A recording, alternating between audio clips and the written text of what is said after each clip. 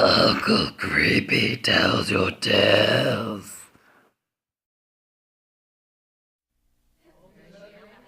I am here to tell you a story that will torture your thoughts by day and poison your dreams by night. And though I will do my best, there are no words that can be written nor brushstrokes laid on canvas that could describe the stark and utter horror of the night that Annabel died.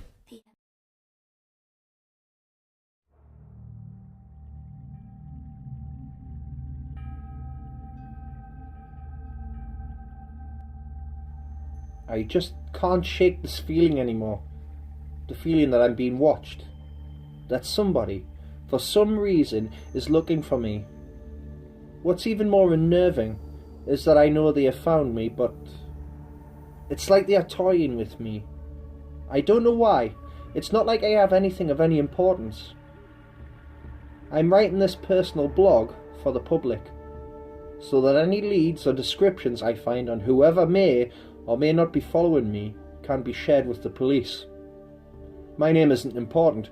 I won't give that away here, but for identification purposes, I have my details under a piece of masking tape stuck to the bottom of my laptop.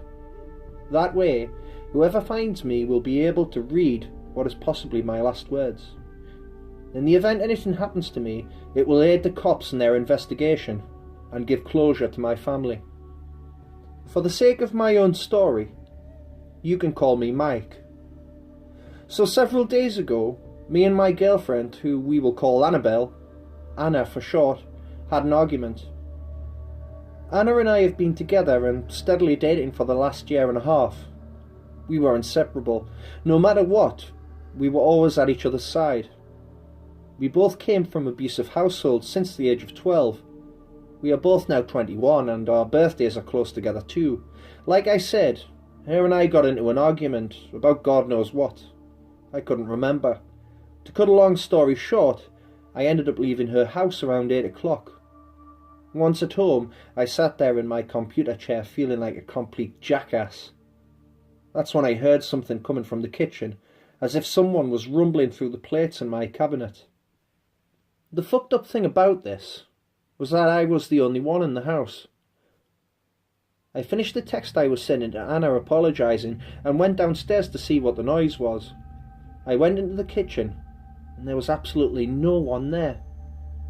But here's where things get weird. Every single one of the cabinets were open wide.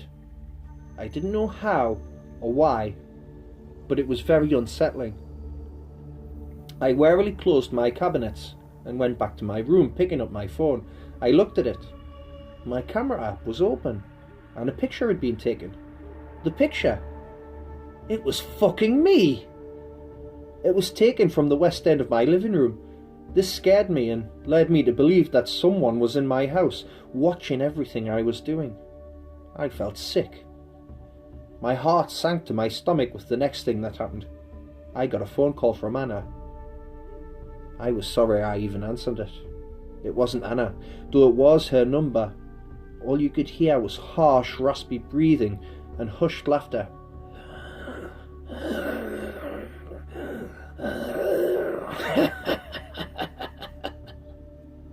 This led to an abrupt hang-up, and the call was over. I felt the room spinning as I became dizzy, and in a frenzied panic I dialed 911.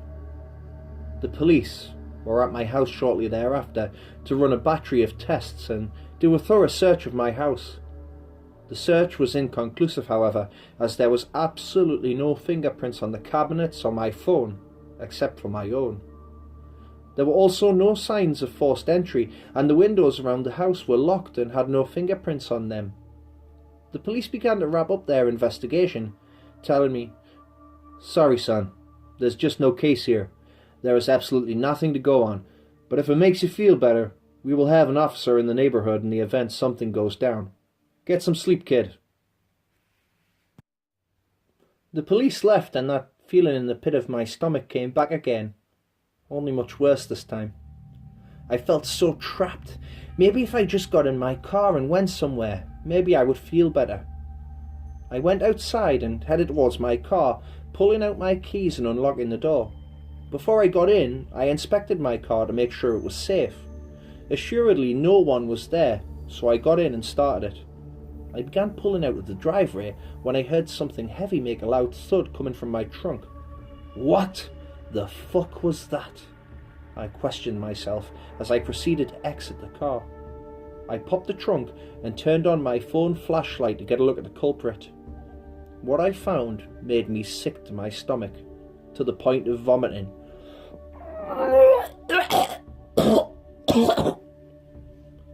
My Anna was lying dead and bloodied, brutally murdered and stashed in my trunk.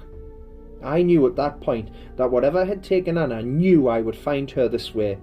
This was a message that I would soon be meeting my fate alongside her.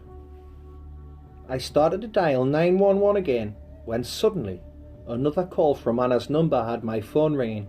I felt enraged and answered the call. "You sick motherfucker! Who are you? Show yourself now, asshole! I'll fucking bury you!" The voice that responded left me mortified. It was Anna's voice. "Baby? What's going on? Oh God, please don't tell me it's happening again and you're having another episode. Michael, it's okay, sweetheart. I'm coming over. I'll be there soon. Just hang tight, my love." The call ended before I could even utter a coherent response. I took a look at the cadaver and verified the body. It was indeed her, to a fine point. Was whoever that was following me playing some sick fucking joke? Am I being toyed with right now? Whatever the case, I was determined to get to the bottom of it. I closed my trunk and waited 10 minutes to see if anyone was coming. Maybe the phone call was my warning to be on the lookout for them to come for me. Well, this time I was ready, with the biggest, sharpest, serrated butcher knife I found in my upper kitchen cabinet. I looked through every single one of my cabinets, tearing them apart to find it. I heard a knock at my door and got into a defensive position, walking slowly towards it. Creeping my eye to the peephole, but unable to see anything due to it being so dark outside, I unlocked the door, but didn't open it. I positioned myself to a different angle by the threshold, but no one was coming through. I walked slowly to the kitchen to get a different vantage point. That's when my phone started vibrating and ringing again, till it fell out of my back pocket. Before I was able to retrieve it, I heard something rattling in the kitchen again. I started opening all the cabinets, looking for whatever had made the noise. That's when I saw a figure out of the corner of my eye. Using my peripheral vision, I suddenly lashed out and lunged the knife in hand into the figure standing in the doorway.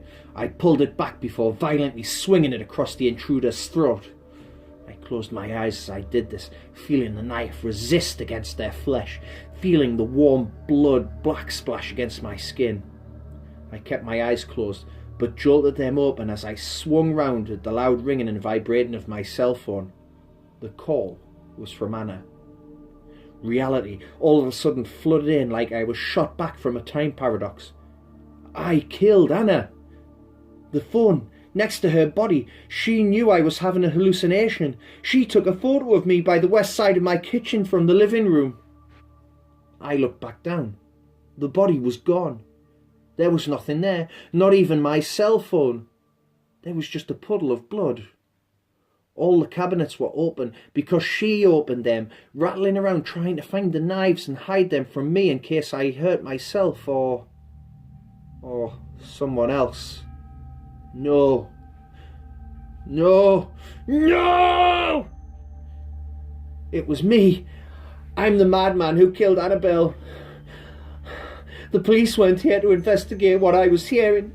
They were here to investigate me. Annabel, is she really gone? Was it my hands that took her life and hid her in the back of my trunk? Oh, God! I don't know what's real anymore. Someone wake me up. Just please wake me.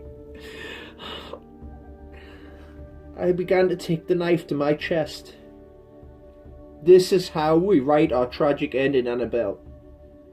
Tears rolled down my eyes as I sobbed, knife pressed against my chest, but unable to follow through. Annabel, I can't do it. I can't do this on my own. I walked into the bathroom and approached the sink to splash some water on my face to try and get it together and rationalise what happened.